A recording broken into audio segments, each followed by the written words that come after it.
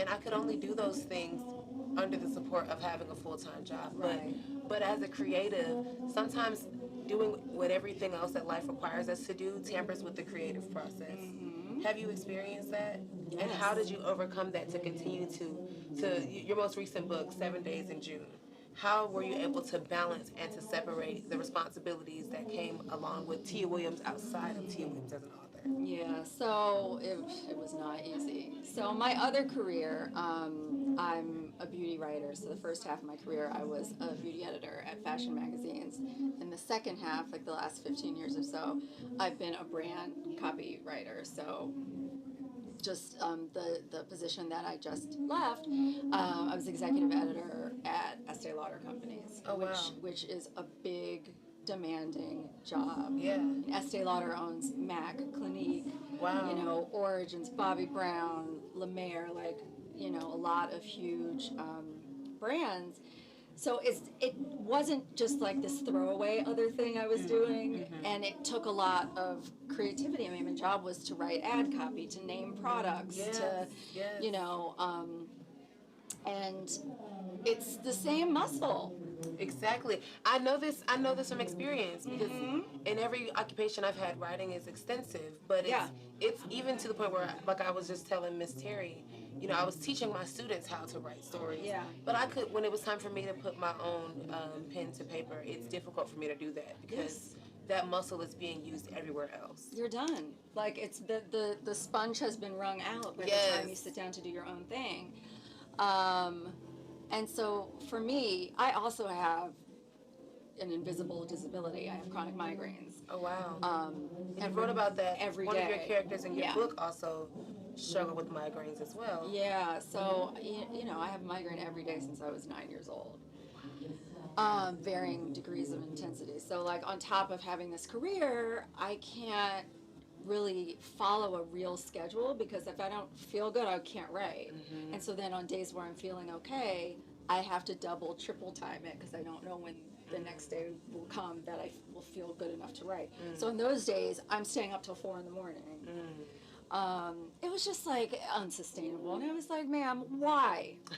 Why? Why? Why are we doing that to ourselves?" It's too much, and Do you think that one of the reasons why is because as Black women, we are just expected to pile it on? You're Superwoman. You're strong. You can do it. Yeah, you gotta work. Yeah, you want to write. You're gonna have to figure it out. Like, do you feel like there's an unspoken pressure that comes along with being a Black woman that's good at what she does? Well, the thing is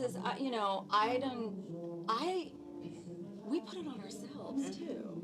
I mean, it's not just the world being like, oh, Black women are the mules of the world, give her all the shit and she'll handle it. We do that to ourselves. Like, I was the first one signing up for something else to do, something else to add to my thing, and for what, My biggest my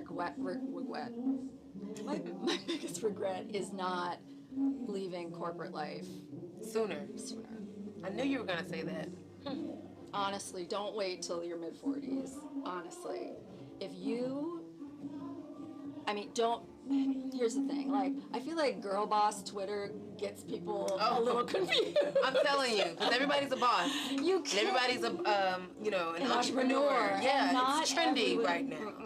Not everyone is made for that. And also, there is no shame in doing what you need to do to get money. Like, what do you mean? Like, it is absolutely fine to work for the man because I have a regular salary that I can depend on, and that's security. Yes. So, if your 9 to 5 is financing your hustle or is allowing for you to, figure out what the other thing is that you would like to do, please keep it. Please don't walk away from it and be broke. Right. You know what I mean? Pay those bills because rent in Atlanta is entirely too high. Yeah, so I'm definitely not recommending quitting tomorrow. I'm just saying, like, if you are if it's financially viable for you to do so, and you have another passion that you can see, could also make you money because capitalism, do it. Yes, absolutely. Okay, so you're being honored today, female artist, writer of the year, author of the year. How does it feel to be honored at this year's AAMBC Literary Awards? How does it feel to be honored and celebrated for your body of work, period? I still can't believe anybody has read a word that I have written. I'm just like, this tomfoolery. And they want more. They want more. What's next? I mean, girl, yeah, exactly. It's like, where's the sequel? Where's the this? Where's that? I still can't believe it. And, you know, writing is such a solitary pursuit. It's just you and a laptop. Yeah. And nobody else is involved. I mean, you know, you have editors, obviously, and all of that. Like, but for the origin of that story, it's all you. It's you. Is that pressure? Yes. Wow. Because it's not like, it's not writing by committee. It's not like it takes a village. It's really you and your ideas and a blank screen, and it's terrifying. And that's kind of the difference between screenwriting and writing. Now, with your book that is being transitioned, adapted for movie. Yeah. Are you involved in the screenwriting portion of that? So not my last book, my second to last book, The Perfect Find, is coming to Netflix next spring. And it'll be starring Gabrielle Union and Keith Powers. I'm so excited. Yes. I actually did not write the screenplay. It really is a different skill set. Yeah, I've heard. Really? Like, I would have to take, it's a lot of various condensing. and sundry classes. Yeah. And also, like, it's so hard. When you wrote the original source material, and writers be writing, you know what I'm saying? Right, like, yes. it's a lot. It's a lot of description. It's a lot of, and I'm an over-writer, so like. But I love that. As a reader, I need all of that, because without the movie, I like to create my own.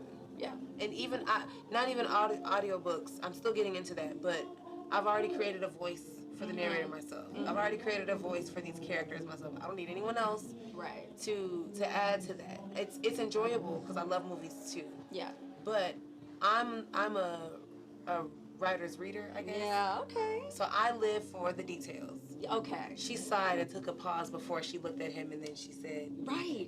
I need all of that. I need to know what she was wearing. Right. And I need to know, how, like, explain how her feet hurt and how she had to shift on her right, Yeah. Mm-hmm. And so to take that and, subtract all of the details and get to... You're right now. We got it done right now. Okay. 1 second. No problem. We'll bring you right back in here. It's okay. We can wrap it up here. Thank you so much, Tia, for sitting with me. Congratulations. I'm sorry tonight. if that was choppy. No, that's okay. Okay. That's okay. I totally understand. Okay. I know we are in the middle of a show. Right. That's what happens live at the 14th Annual AAMBC Literary Awards. Queen, thank you so much. Thank you. Congratulations. Thank you. We're looking forward to next year on Netflix, and we're looking forward to your next work. Yay. Thanks so much. Yes. I can't wait to come back. Absolutely. All right, I'm coming. Thank you. Thanks so much. Okay. Should I end it, sign it off with the sponsors and my follow? Yeah, we can do it right now. Okay. Is that like, this is going to be your last? Yep, and then I got to walk out the door. Yeah, let's give us some good closing. It was good. Okay. What am I supposed to say? Yeah. All right. This is shot 7. All right, guys. I have had an amazing time today. I hope sorry that. to stop you. You got to give her just a second. Oh, my bad. I'm sorry. I'm like trying to get in. She was like, all right. Go ahead. All right, guys. I have had an amazing time today at AAMBC's Literary Awards, the 14th annual edition of this very special celebration. I am your host, Brittany Kristen. If you liked what you heard today and you'd like to keep up with me, hear more, then you can follow me on Instagram. That's Brittany Kristen, BRITTANI KRYSTIN, or you can tune in to my podcast, Nightmare Radio Show, where if your dreams don't scare you, they aren't big enough. You can search Nightmare Radio Show on YouTube or wherever you stream your favorite podcast. Make sure to like, comment, and subscribe. And before I get out of here, I also want to give a special shout out to our sponsors. Without you all, none of this weekend's amazingness would have been possible. So special thank you to Kindle Direct Publishing, Constellations, Harlequin, Ingram Spark, Atlanta Writers Club, Libra FM, and Tamika Newhouse. Thank you so much again for the opportunity. You guys, it's time to enjoy the show. I'll see you next year. Goodbye. Perfect. Yay.